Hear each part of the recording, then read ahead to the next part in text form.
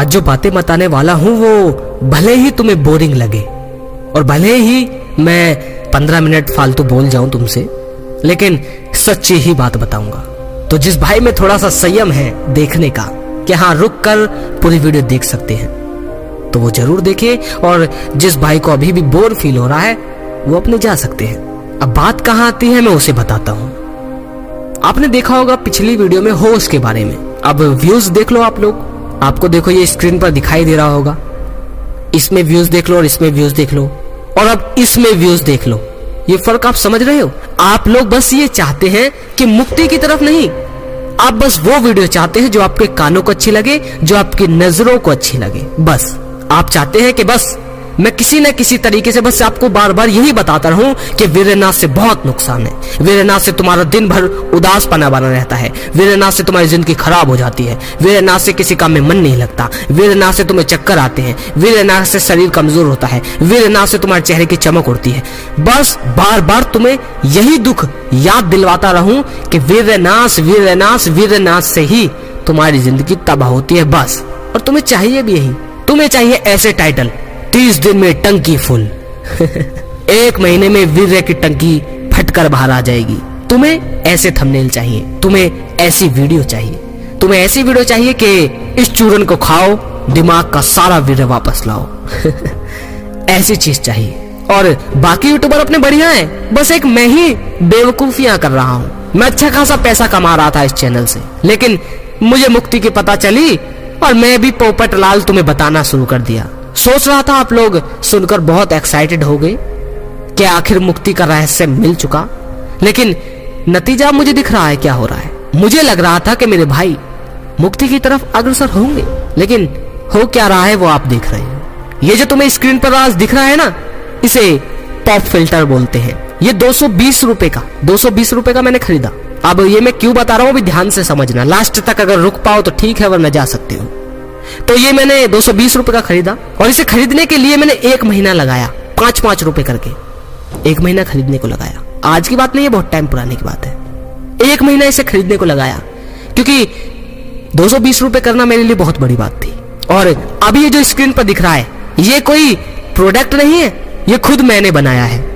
ये बनाया है इलेक्ट्रिसिटी बोर्ड से, कुछ सिल्वर लिया, कुछ तांबा, कुछ कील, ऐसे करके मैंने ये सिस्टम थोड़ा जुगाड़ से बना दिया। और ये जो अब तुम्हें फोन दिख रहा है, इसी फोन से मैं सिर्फ वीडियो रिकॉर्ड करता हूँ। ना ही कोई मेरे पास माइक है, ना ही कोई कंप्यूटर है। सिर्फ ये 2000 का फोन है, वो भी सेकंड हैंड, और ये लगभग 2-3 साल पुराना है। और जिससे खरीदा उसने भी काफी साल चलाया हो। तुम सोचो कि मैं ऐसे हालात से उठ के आया हूँ और आज इस चैनल में मैं घर बैठे 20-30 हजार रुपए ऐसे ही कमा रहा हूँ, ऐसे ही नॉर्मल, ज्यादा मेहनत भी नहीं कर रहा। लेकिन फिर भी मैं तुम्हें मुक्त करके यहाँ से जा रहा हूँ। लेकिन तुम्हें बहुत छोटी सी बात लगती होगी, और मैं चाहूं तो इसी चैनल से 50,000 रुपए हर मंथ ऐसे ही कर दूंगा मैं, क्योंकि पता है मुझे 50,000 रुपए पर मंथ कमाना कोई बहुत बड़ी बात नहीं है। मैं सोच रहा था कि मैं अपने भाइयों को मुक्त कर दूंगा और यहाँ से चला जाऊंगा, और यहाँ से जाने के बाद बहुत बेहतर शुरुआत करूंगा। भले ही मेरे पास कोई जुगाड़ ना हो, कोई साधन ना हो, लेकिन विश्वास है कि लोगों को और बेवकूफ नहीं बनाना। मुक्ति का रास्ता मिल गया, उन्हें सफा बताऊंगा और बताने के बाद यहाँ से चला जाऊंगा। इस चैनल को बिल्कुल मुक्त कर दूंगा। लेकिन तुम लोगों को वो चीज चाहिए जो तुम्हारे कानों को अच्छी लगे, जो तुम्हारी आंखों को अच्छी लगे। मेरे लिए 20-30 हजार रुपए बहुत बड़ा अचीवमेंट है, बहुत बड़ा। जिस इंसान को 250 रुपए करने में, 5-5 रुपए करने में 1 महीना लगता है, सोचो वो आज 20-30 हजार रुपए ऐसी बिना किसी मतलब कुछ खास मेहनत नहीं कर रहा मैं, पर फिर भी कमा रहा हूं, तो उसके लिए कितनी अचीवमेंट होगी। और फिर भी वो इंसान तुम्हें सच्चाई दिखाने के बाद यहाँ से जा रहा है, तो क्या तुम्हें लगता है वो पैसा मायने होगा उस इंसान के लिए? मेरा भाई आज बहुत खुश है, उसे लगता है कि मेरा भाई बहुत मेहनत कर रहा है, उसे लगता है कि पैसा कमा रहा है। अगर मैं उससे कह दूं कि भाई मैं अपने भाइयों को मुक्त करके यहाँ से जा रहा हूँ, तो वो भी मुझसे लड़ेगा। लेकिन मुझे चिंता इस बात की नहीं है, टैलेंट की मुझ में कमी नहीं, पैसा तो मैं किसी न किसी जरिए से कमा लूंगा, तरीके में कहीं ना कहीं से ढूंढ ही लूंगा। लेकिन तुम लोग ये भूल गए हो कि जब मुझे आज तक इतनी वीडियो बनाने में कोई दिक्कत नहीं हुई, हर 2 दिन में तुम्हें वीडियो लाकर दे रहा था पहले, लेकिन फिर भी मैं आप लोगों को मुक्त करके जा रहा हूँ। जिस चीज को बढ़ते रहना चाहिए था वो घटती जा रही है, वो बढ़ नहीं रही। लोग बोरिंग और बकवास सोच रहे हैं। और अगर तुम्हें ऐसा ही करना है, ऐसी ही चीजें देखनी है, तो ठीक है, तैयार हूं मैं। मेरा इसमें क्या जा रहा है? मैंने अगर जाने को बोला तो मैं तो नाट भी जाऊंगा, मुझे क्या दिक्कत है? मैं फिर इसे अपनी जॉब के हिसाब से इस चैनल को चलाऊंगा, फिर समाधान और लोगों की मुक्ति के लिए नहीं, जॉब के लिए चलाऊंगा। फिर तुम्हें वही परोसूं जो बाकी परोस रहे हैं। बताओ, तुम्हें वही खिलाऊं जो तुम्हें अच्छा लगता है। भले ही तुम गोबर खाने के तैयार हो जाओ तो तुम्हें वही खिलाऊं। बुरा मत मानना, पर सच को सुनना पड़ेगा। मुझे लगता था कि मैं अब मुक्त हो गया तो अपने भाइयों को मुक्त कर दूंगा। मुझे लगा था कि जब होस्ट की वीडियो में डालना शुरू करूंगा तो लोग बढ़ते चले जाएंगे, मुक्त हो जाएंगे। लेकिन आज जो मेरे बाकी सब्सक्राइबर भी थे वो भी होस्ट को छोड़कर उन लोगों के पीछे भाग रहे हैं जो ग्रंथ और इन सब की आड़ में तुम्हें सिर्फ वो सिखा रहे हैं कि जिससे कभी मुक्त हो नहीं सकते। तुम्हें सिर्फ हर चैनल 2-3 चीजें ही बता रहा है। पहली, ब्रह्मचर्य के लाभ। दूसरी, वासना के नुकसान। तीसरी, वासना से भागो और डरो। इन तीनों से ज्यादा तुम्हें कोई भी कुछ नहीं सिखा रहा। बताओ क्या सिखा रहा है? कुछ भी नहीं सिखा रहा। मैंने तुम्हें पॉर्न में डालने के लिए होस्ट का नहीं बताया, और ना ही पॉर्न को देखने से कोई मुक्त होगा। अगर तुम मुक्त हो गए तो वो होस्ट की वजह से। तुम्हें पहले जिस चीज से तुम डर रहे हो उसे सिर्फ देखो, उससे भागो मत। होश में देखो, कोई विचार, कोई कल्पना, कोई शब्द उसके प्रति मत लाओ। और जब तुम पॉर्न मेडिटेशन कर लो, उसका होश साध लो, तो वहां से हटते ही फिर अपने आसपास जितनी भी चीजें हैं उन पर होश साधो। आपके खिड़की, आपके जंगले, आपकी चप्पल, आपने कैसे करवट ली, आपने कैसे हाथ लगाया, कैसे आपने खुजाया, कैसे आप बाथरूम में गए, कैसे आपने कुछ करा, A to Z। लेकिन उनका नाम नहीं लेना मन में, ना ही उनका शब्द रखना, ना ही कोई रूप, ना ही रंग, ना ही अच्छा ना बुरा। सिर्फ देखना है, होश में देखना है। एक सामान्य इंसान अच्छा और बुरा देखता है, लेकिन एक होश वाला इंसान ना किसी चीज को अच्छा मानता है और ना ही किसी चीज को बुरा, और ना ही किसी चीज में संलग्न होता है। सिर्फ वो देखता है। एक सामान्य इंसान किसी पर भी कमेंट कर देता है कि ये तो बेकार है, ये तो बकवास है, लेकिन होश वाला इंसान कभी किसी को बुरा नहीं बोल सकता, क्योंकि वो तो सिर्फ देख रहा है, वो साक्षी है। सिर्फ कैमरा किसी को गलत या अच्छा नहीं बता सकता, कैमरा सिर्फ देखता है।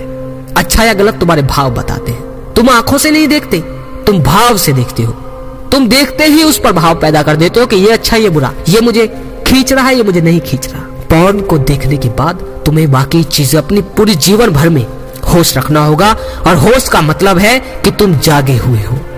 वरना तुम किसी को भी अपने आसपास देख लो, कोई भी इंसान जागा हुआ नहीं है, कोई भी होश में नहीं है। जब तुम एक दिन में 3-3 बार उस चीज को देखोगे जिससे तुम भागते रहे आज तक, तो तुम होश को जब संभाल लोगे तो धीरे धीरे उसकी जो संख्या है उसे कम करते जाओ। 3 टाइम की जगह 2 टाइम कर दो, 2 टाइम की जगह 1 टाइम कर दो, 1 टाइम की जगह हफ्ते में 1 बार कर दो, फिर महीने में 1 बार, और धीरे धीरे तुम उससे परे हो जाओगे, उससे पार निकल जाओगे। क्योंकि आज तक तो तुम्हें सब भगाने के लिए बोलते रहे कि भागो, बस भागो।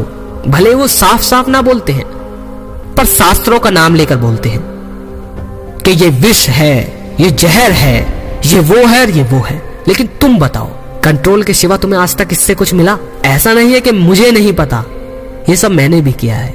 शास्त्रों को जो भाषण देते हैं उनका मैंने भी सुना है, लेकिन ये सोचो कि शास्त्र में जो लिखा है उसका अर्थ भी बदलना होगा। ऐसा नहीं कह रहा तुम शास्त्र को ही बदल दो। अगर भागवत गीता में श्री कृष्ण ने युद्ध के बारे में बताया, तो ऐसा नहीं है कि अर्जुन के युद्ध के बारे में बताया। ऐसा नहीं है आज तुम खुद धनुष लेकर खड़े हो जाओ, ऐसा नहीं है रथ पर युद्ध लड़ो। आज क्यों फिर बंदूकों से युद्ध लड़ते हैं? तुम बताओ क्यों लड़ते हैं? जाओ शास्त्र से लड़ो, बंदूक क्यों लाते हो? परमाणु बम क्यों इन्वेंट किए? जाओ तलवारों से लड़ो, तीर से लड़ो। क्यों नहीं लड़ते? शास्त्र का बहुत नाम लेते हो। जब हर एक चीज शास्त्र के नाम पर तुम कर रहे हो तो वही चीज करो ना, वही जिंदगी जियो। पिज्जा, बर्गर, बाहर की चीजें सब खा रहे हो, उसमें शास्त्र नहीं दिख रहा। मन में बहुत अपवित्रता है, उसमें शास्त्र नहीं दिख रहा। लेकिन जैसे ही मैंने तुम्हें वो चीज दिखाई जिससे तुम भाग रहे हो, तुमसे कहा कि होश देखो, तब तुम्हें शास्त्र याद आ रहे हैं। समय के साथ हर चीज का अर्थ बदलता है, लेकिन उसका जो भाव है, जो पॉइंट है, वो वही रहता है। अगर श्री कृष्ण ने युद्ध के बारे में बताया, तो आज का युद्ध अगर उसका कंपेयर करें, उससे मिलान करें, तो वही आज के युद्ध में अगर मिक्स करें तो वो है अपने अंदर के युद्ध को, अपनी वासनाओं को, अपने चरित्र को, वो इसका युद्ध है। ऐसा नहीं है कि हम भी बाण और धनुष लेकर खड़े हो जाएं। ऐसे ही हमारे शास्त्र हैं, समय के साथ उनका बदलाव होता है। अगर श्री कृष्ण और अर्जुन आज होते तो उनका युद्ध भी आज अलग ही होता, लेकिन नहीं। तुम तो कहते हो कि शास्त्र ने तो कहा है कि ये चीजें पवित्र है, अश्लील है। पहले तो गुरुकुल थे, पहले तो पौरण भी नहीं थी, पहले अश्लीलता का इतना प्रचार नहीं था, हर जगह पोस्टर नहीं लगे थे, हर जगह ऐसे सिनेमा हॉल नहीं थे। हर जगह बार नहीं थे, तरीके अलग थे। लेकिन जो पहले के जो अगर ऐसे कुछ ऋषि मुनि थे जो कहते थे कि भागो, अश्लीलता से बचो, अगर वो आज होते तो कदापि वो नहीं बच पाते।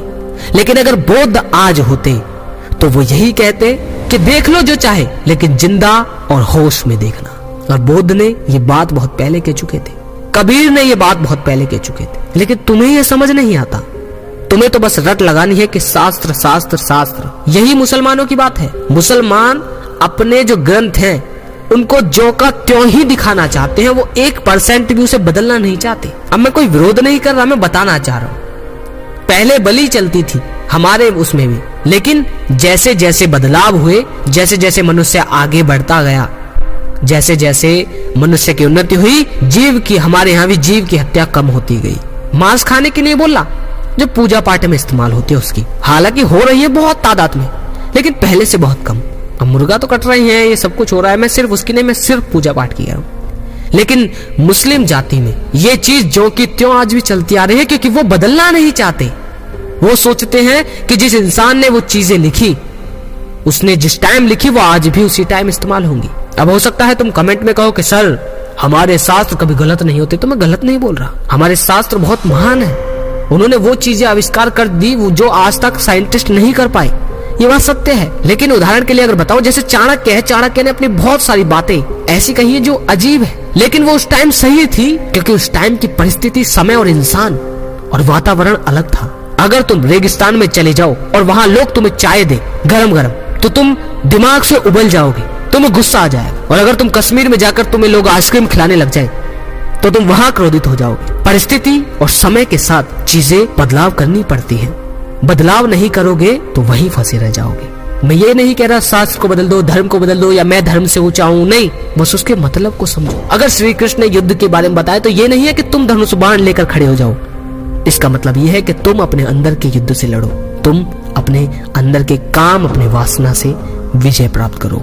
मुझे पता है बहुत भाइयों को चुभी होंगी मेरी बात, और पता नहीं कितने भाई यहाँ तक रुक पाए होंगे। लेकिन जो भाई यहाँ तक रुके हैं ना, वो अपना नाम लिखो और कमेंट में अपना नाम लिखकर कहो, पवन भाई मैंने आपकी वीडियो पूरी देखी है, ये लिखो। और ये मैं क्यों लिखवाता हूँ, क्योंकि इससे पता चलता है, उस भाई पर मैं बहुत फोकस करता हूँ कि ये इंसान संयमित है। क्योंकि बुद्ध ने कहा है कि मुझे भीड़ नहीं चाहिए, मुझे वो इंसान चाहिए जिनमें संयम हो। और जिस इंसान में संयम नहीं, जिसे सिर्फ मोटिवेशन ही चाहिए, वो इंसान कभी भी किसी भी चीज से मुक्त नहीं हो सकता। अगर लगे शेयर करने लायक तो जरूर करो शेयर, पहले खुद इस्तेमाल करो, असर ना आए तो अनसब्सक्राइब करो, गाली देकर जाओ, जो मन चाहे वो करो, फिर तुम्हें जहां भागना है भागो। अगली वीडियो में फिर मिलते हैं मेरे भाइयों। जय श्री कृष्णा।